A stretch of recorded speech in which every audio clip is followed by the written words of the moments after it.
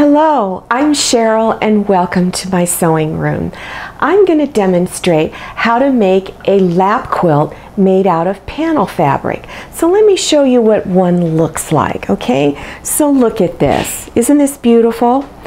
Now, what I mean by panel is that this printed area here is all one piece of fabric that I purchased off of a bolt of fabric.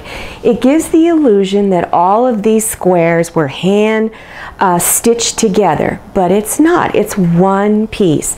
So it's a perfect project for a beginner who wants to get into quilting.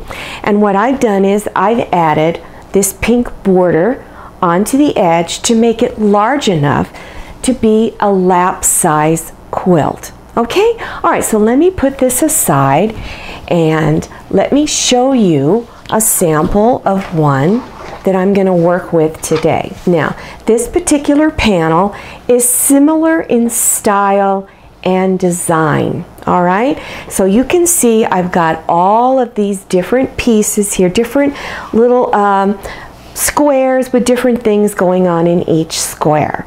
Now, let me show you what I'm going to be using on this particular one.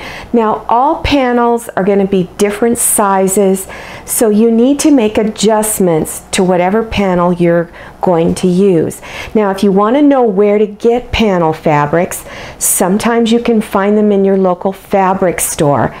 I have greater luck at finding panels by going on the internet and shopping at quilt fabric stores on the internet. So all you need to do is go on the internet, enter quilt fabric, and once you get into one of the websites, say panel fabrics, and all kinds of panels will come up, okay? All right, so this particular panel that I purchased is 23 inches wide by 43 inches long. My border fabric that I've cut is 7.5 inches wide by about 44 inches long, and I cut out 4 strips of that. For this particular project, I'm using extra loft polyester batting, and 1 package is plenty for this particular quilt. Now, you can use cotton batting if you like. And then fabric for the quilt back, I purchased about 1 5/8 yard, and it was about 44 inches wide. And then the binding strips, you'll need about 1/2 yard for this particular one. I cut out 5, and my strips are 2 3/4 inches wide. Now, if you don't know how to cut out your strips, watch my video called Straight Grain Binding, and the link to that video is appearing about right now in the upper right hand corner of your screen. Okay, let me set this aside. Now, I've already started putting on the panel pieces or the border pieces, so let me show you how I went about doing that. Okay, so after you cut your strips out for the border, go ahead and start on the longest sides, okay? In my case, my longest side is 43 inches long. All right. Now, one little thing I want to make sure I mention to you is that before you begin putting your border on, make sure you trim your edges to where you have 1/4 inch out past your fabric print here.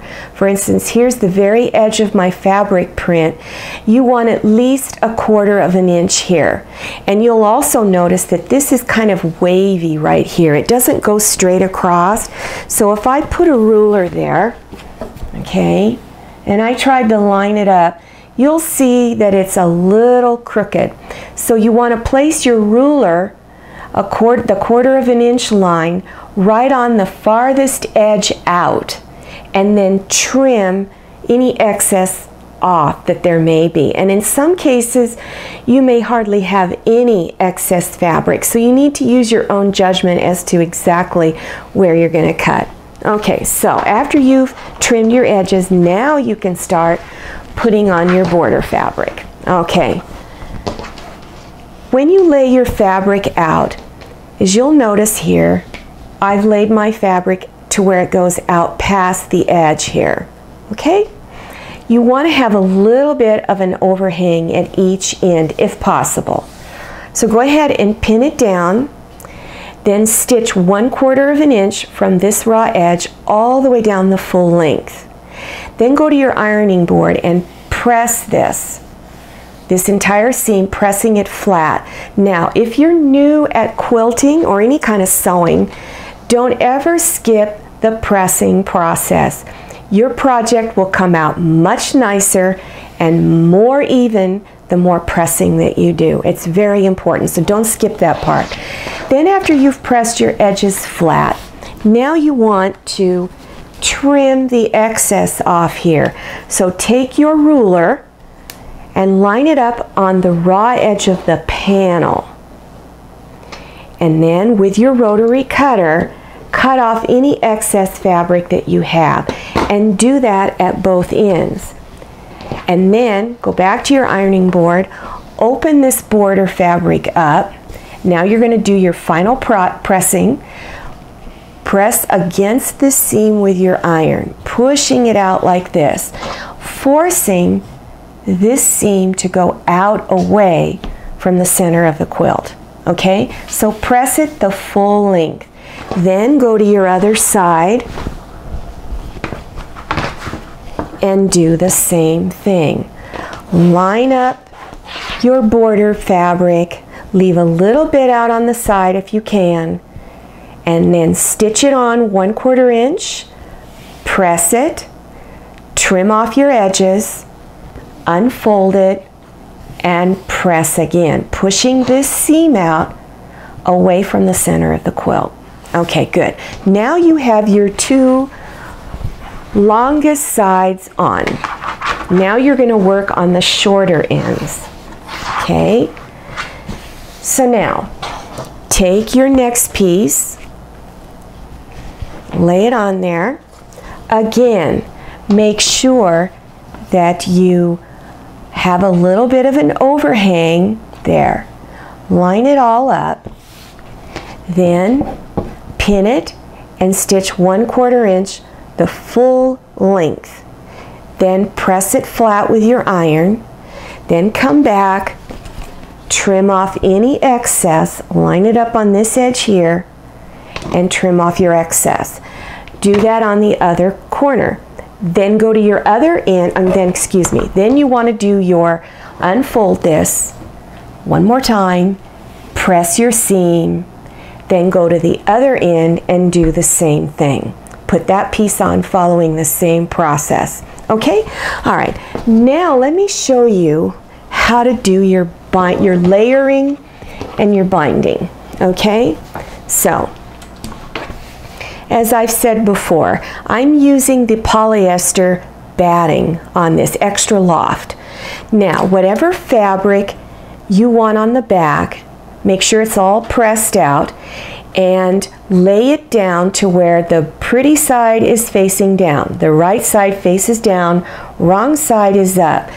Then whatever batting you're using, it can be cotton batting if you like, then lay down your quilt top. Now, make sure that the backing fabric and your batting goes out at least an inch past the edge of your quilt top fabric.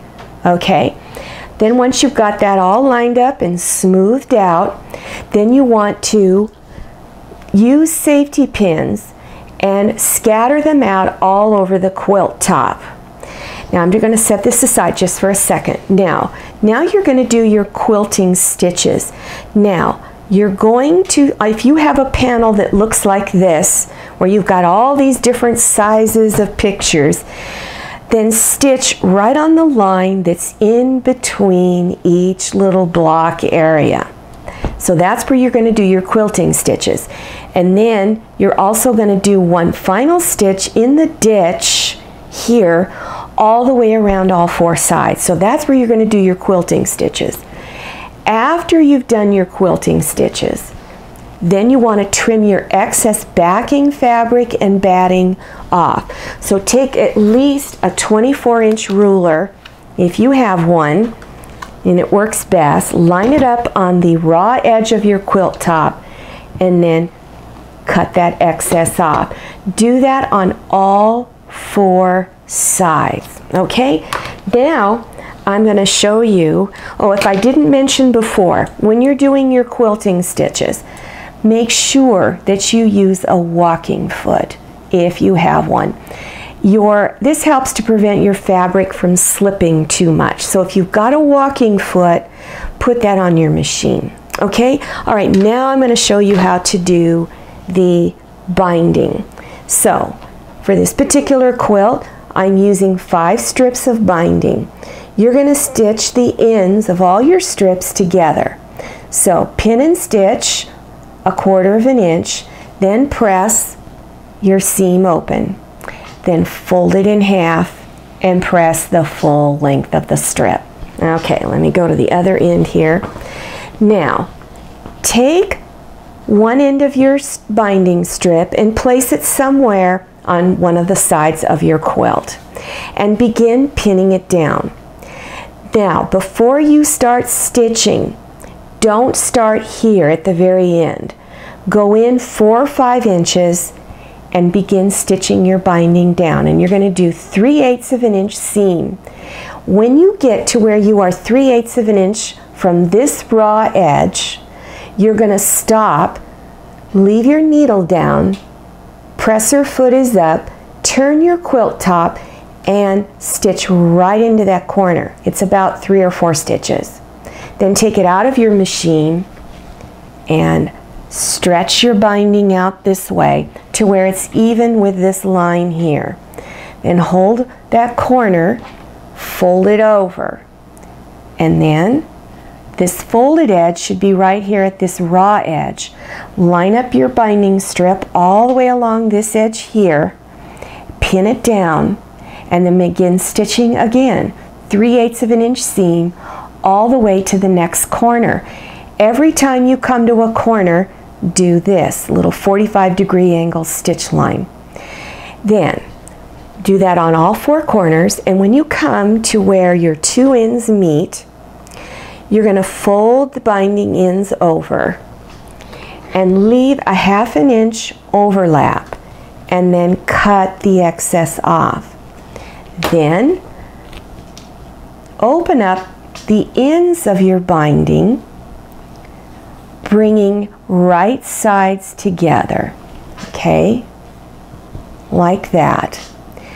Then put a few pins in there to hold it together, and then again stitch 1/4 inch here. Then finger press this seam open, then open your binding up, fold it back, finish pinning it down, and finish stitching up this last side. Okay, we're almost done. One more step. Now, turn your quilt over to the back, and now you're going to start folding the edges of your binding over to the back. Now, you want to take the folded edge and bring it past the stitch line here. So, pull it over there, put a pin on one side, and then go to the other side of the corner. Pull that edge past the stitch line and put a pin in it. Okay, now you've got this bump. I'm going to show you how to take care of that bump. Let me turn this a little bit. So now you're going to take a straight pin, press down, in, fold over, and pin. And now you have this nice little 45-degree angle fold there that looks nice and neat. So now you're going to continue pinning all the way around the entire quilt, and at each corner do this kind of a fold. All right, now I'll get one more little step. I'm going to show you on the big quilt here. Now you're going to do stitch in the ditch, the last part to hold your binding down. The ditch is where 2 pieces of fabric come together, and there's the ditch right there. So you're going to stitch next to the binding but not on it. So stitch real close, go all the way down, As you come to your corners, leave your needle down, press your foot up as you turn the quilt, and then continue stitching. So go around all 4 sides, and then you are done. Well, I hope that this was helpful to you. Okay, I hope you try working with panel fabrics. I just love them. I work with them all the time. Now, Memorial Day and 4th of July are not too far away. So to get yourself ready for that, I'll be coming out shortly with a couple of more videos that'll have a patriotic theme to it. So I'm going to show you how to make a patriotic star placemat, and then I'll show you how to make a patriotic star table runner to get yourself all geared up for the holiday season. Now, to keep informed on all my future videos, click on one of my subscribe buttons. There's one down there in the right hand corner, lower right, that's red and it does say subscribe. Click on that at any time during the video. Or towards the end of the video, you'll see my picture floating around up here in the upper left hand corner. That's also a subscribe button. When you click on that, YouTube will prompt you for your email address. Enter that information, and the next time I have a new video, YouTube sends you an email with a big button in the center. You go ahead and click on that button, and it takes you directly to my latest video. I'm Cheryl. I'm so glad you came to my sewing room. Now see you next time, and happy sewing.